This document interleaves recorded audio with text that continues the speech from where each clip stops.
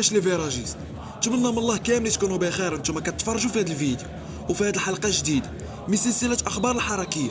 واللي في هذه الحلقه فرا غندويو على بزاف ديال الاحداث دازوا هذه اخر 20 يوم تقريبا من تيفول وينرز في كاس العالم الانديه الى غايه كتابه اسطوره الحلقه، واللي فيه ملعوب ديربي الشمال بين اتحاد طنجه والمغرب التطواني.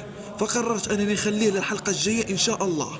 ففي هذه الحلقه غادي نقدم لكم سيرفيس، هو انني غنلخص لكم جميع الاحداث اللي طرات في ظرف 10 ديال الدقائق ما كاملاش. فهنايا كيخصك تخلص كونسوماسيون ديالك واللي فابور بطبيعه الحال، واللي كتمثل في لايك لهذه الحلقه ونحاول نوصلوها لأكثر من 5000 لايك. المهم هذه غنعول عليكم فيها، وكذلك ما تنساش ليا معاك الاشتراك في القناه وتفعيل زر الجرس الا كان كيعجبك المحتوى الخاص بالالتراس المغربيه والعالميه. وكذلك فرغ تقربنا الهدف المنشود وهو 200,000 ابوني، واللي صافي وصلنا للامتار الاخيره فيها، وتقريبا راه باقي خاصنا قل من 6000 فيراجيست يدخل معنا العائله وغنكونوا اخيرا كملناها. زيروا معايا شويه الخوت حيت اللي جاي حسن بزاف من اللي داز. حسيت براسي قويت عليكم بالهضره. خليكم مع سبونسور ديال هذه الحلقه وموراها ندخلوا نيشا في موضوع حلقتنا ديال اليوم. في الاونه الاخيره لاحظنا ان اي حاجه في الحياه كتحتاج للسوشيال ميديا باش تنجح. وملي تنقول السوشيال ميديا فرا كنهضروا على الفولورز والمتابعين اللي ولات عندهم قيمه كبيره بزاف في اي حساب.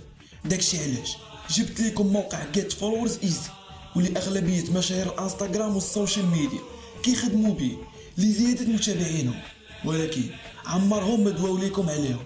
وهذه هي الفرصه النيت باش ندويو على احسن موقع لزياده متابعي السوشيال ميديا جيت فولورز ايزي.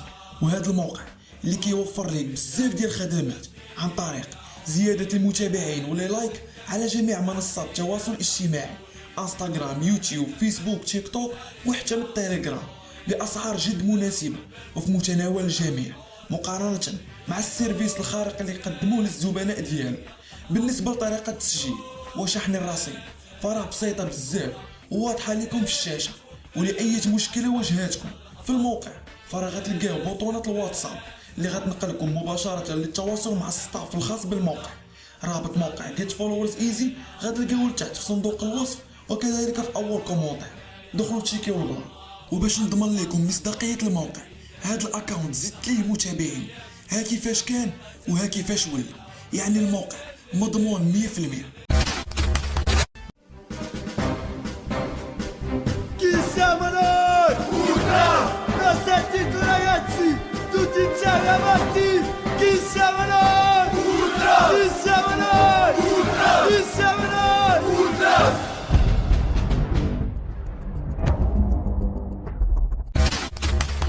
بسم الله الرحمن الرحيم. ونبداو من عند الفائزون أولترا وينرز. وبحكم مشاركة نادي الوداد الرياضي في منافسات كأس العالم الأندية بصفته فريق البلد المستضيف للبطولة وكذلك بطل دوري أبطال إفريقيا، فرا عرفت مشاركة الوداد في الدور الأول مواجهته للهلال السعودي على ملعب الأمير مولاي عبد الله، واللي كيعتبروه أنصار الوداد الرياضي أنه مصدر شؤم لهم وكذلك الفريق. وبالفعل خسر فريق الوداد الرياضي المباراة عن طريق ضربات الجزاء، ولكن هادشي ما منعش الفائزون انهم يقدموا عرض جماهيري من الطراز الرفيع، بداية بتنقل غفير وكبير بزاف العاصمة الرباط وبتيفو كوريغرافي بالاحمر والابيض عنوانه بلا حدود بلا خوف، مع ميساج كيقول وان يكن الحمل ثقيل فانا الامل الذي يطلب المستحيل، واللي كان كرسالة للاعبين بانهم يتقاتلوا من اجل الجمهور ومن اجل التون اللي راهم لابسين رغم كل الضغوطات اللي عليهم من حيث عدم الجاهزيه بالنسبه للاعبين والعرقله اللي طرات لهم من بعد تغيير المدرب وليد الركراك. زياده على طلع فوا وسط نفس الكوريغراف اللي قبل كيبرز صوره احد الرحاله مرفوق بخريطه كتضم 4 قارات منهم افريقيا وقاره اسيا، ولازميتو شويه على التيفو فرا غتلقاو سهم خارج من افريقيا وغادي لقاره اسيا، دلاله على ان زعيم افريقيا في الطريق للقضاء على زعيم اسيا الا وهو الهلال السعودي. اما من جهه اخرى فكاين جمل واللي كيتعتبر هو الوسيله التنقل الشعبيه ذاك الوقت. صراحه الوينرز داروا اللي عليهم وكثر وشرفوا سمعه المغرب عالميا، ونتمنوا لهم مزيدا من التألق ان شاء الله في باقي المنافسات. نبقاو مازال مع الوينرز ومشوا لمباراة الوداد الرياضي وشبيبة القبائل الجزائري واللي تلعبت على الأراضي الجزائرية، واللي قبل المباراة الوينرز لاحوا بيان مفاده أنهم ما غاديش يتنقلوا للجزائر بسبب العلاقة المتوترة والأجواء السياسية المكهربة بين البلدين، واللي تقدر تخلق مشاكل كبيرة لهم أثناء التنقل، الشيء اللي خلى بزاف ديال الهضرة كتدور. والأغلبية قالوا أن الوينرز خافوا يمشيو للجزائر خوفا من جماهير الترجي التونسي واللي حتى هما كيتواجدوا في الجزائر. وباش نختصر لكم فانا غنعطيكم رأيي الشخصي في هذا الحدث.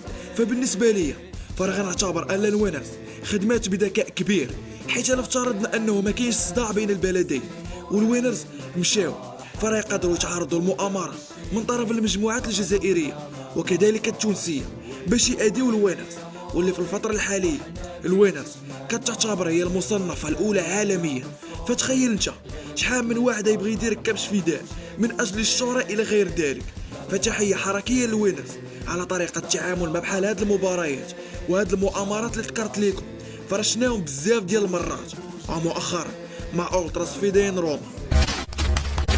نمشيو للعاصمة العلمية والعند نمور الشرسة أولتراس فطال تيغرز، وفي مباراتهم في منافسات كأس العرش اللي جمعت اتحاد طنجة بالمغرب الفاسي بالمركب الكبير بفاس، واللي عرفت تأهل اتحاد طنجة بهدفين مقابل لا شيء.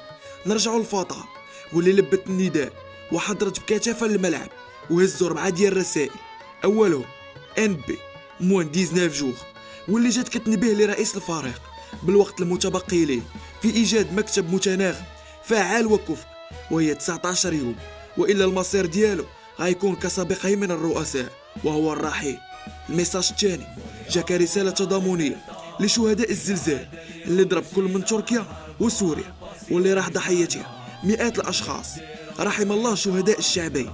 الرسالة الثالثة هي كانت تضامنية، وهاد المرة مع وليدات الفيراج واللي تعتقلوا ظلما وعدوانا في مباراة الماس والوداد بالدار البيضاء. الرسالة الرابعة جات باش تلخص موضوع الساعة في المغرب، ألا وهو غلاء الأسعار.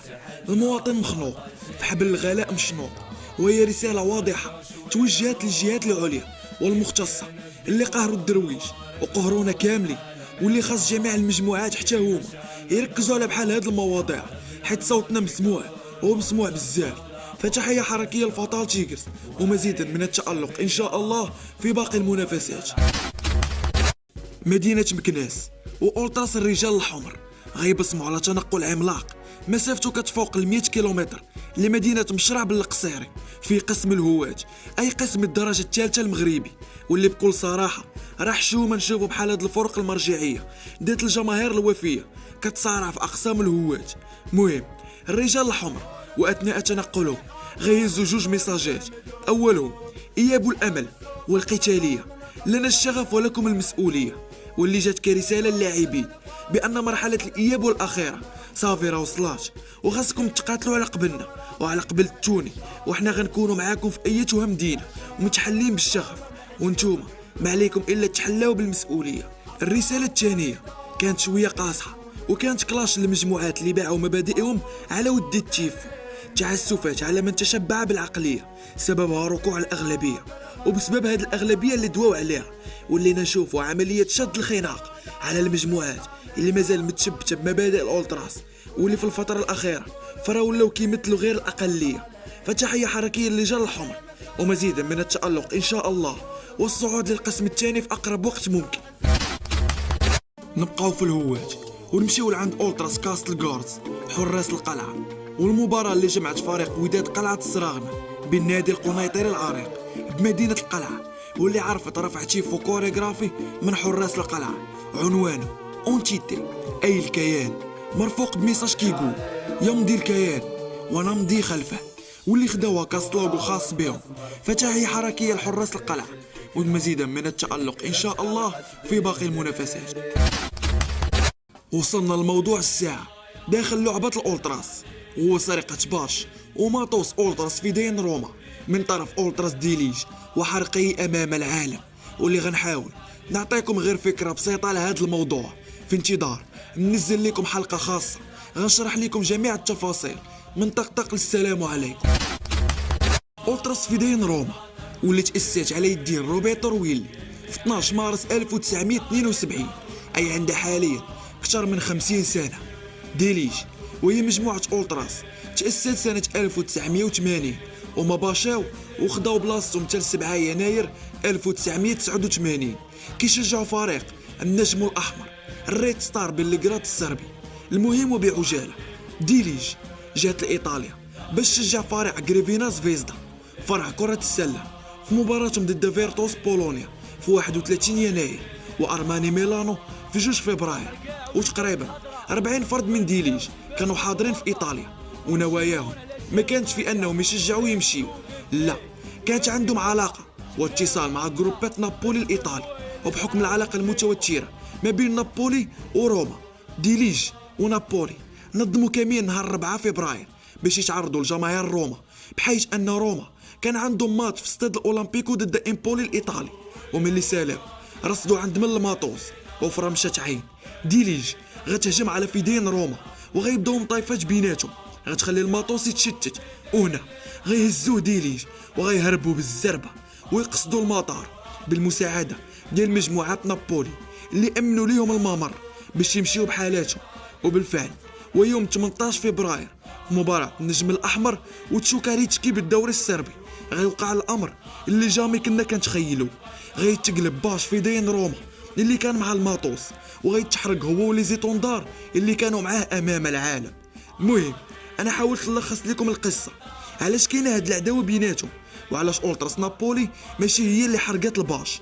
هاد الأسئلة كاملة اللي كدور لك في راسك غادي نحاول نجاوبكم عليها بحلقة خاصة بالأولتراس في دين روما وديليج الصربي. خليكم معايا على القص.